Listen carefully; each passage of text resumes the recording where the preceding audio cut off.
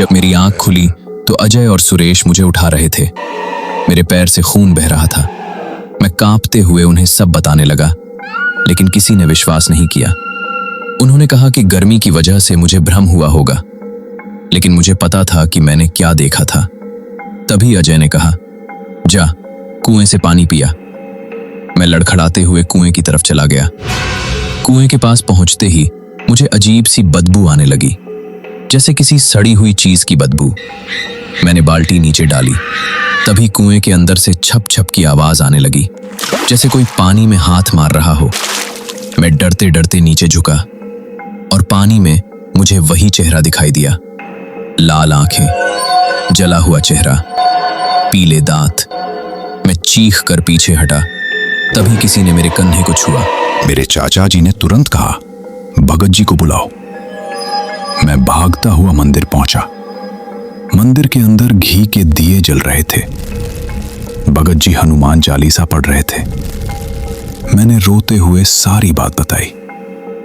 मेरी बात सुनते ही उनका चेहरा गंभीर हो गया। उन्होंने तुरंत बबूत उठाई, कमंडल लिया और मेरे साथ चल पड़े। जब हम गांव पहुंचे तो नीरज चबूतरे पर बैठा था। वो लगातार जमीन को घूर रहा था। भगत जी उसके सामने जाकर रुके। कुछ सेकंड तक पूरा गांव शांत रहा। फिर भगत जी ने पूछा, कौन है तू? नीरज धीरे धीरे ऊपर देखने लगा। उसकी आंखें पूरी लाल थीं। फिर उसके होंठ खुले और भारी आवाज निकली, मुझे क्यों परेशान किया? वो आवाज सुनते ही औरतें रोने लगीं। कुछ लोग पीछे हट गए। भगत जी ने बबूत उसके ऊपर फेंकी। उसी पल नीरज जोर से चीखा। उसकी चीख इंसान जैसी नहीं थी। ऐसा लग रहा था जैसे कोई जानवर काटा जा रहा हो। उसका शरीर बुरी तरह कांपने लगा। फिर अचानक उसने अपना सिर पीछे घुमा लिया, इतना पीछे कि देखकर ही डर लग जाए। उसकी आंखें सीधे भगत जी को घूर रही थीं।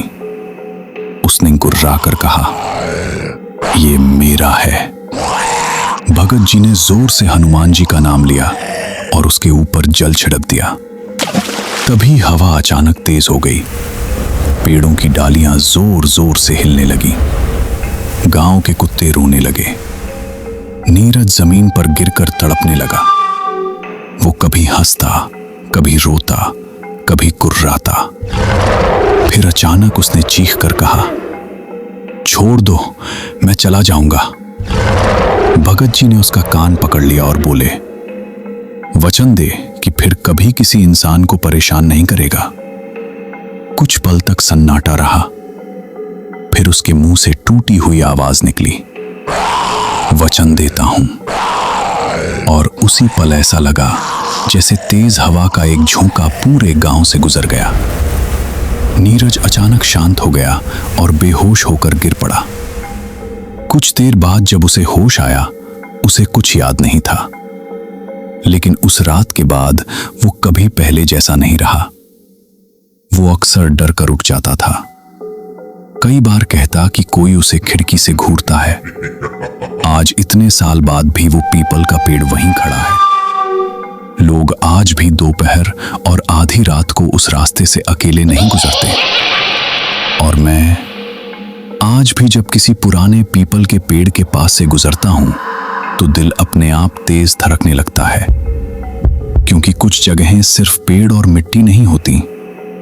कुछ जगहों पर सच में कोई और रहता है। अगर आपके साथ भी कभी कोई ऐसी घटना हुई है जिसे आप आज तक नहीं भूल पाए, तो उसे जरूर साझा करें। कुछ जगहें सिर्फ मिट्टी और पेड़ों से नहीं बनी होती। वहां यादें, रहस्य और शायद कुछ अनदेखी शक्तियां भी रहती हैं।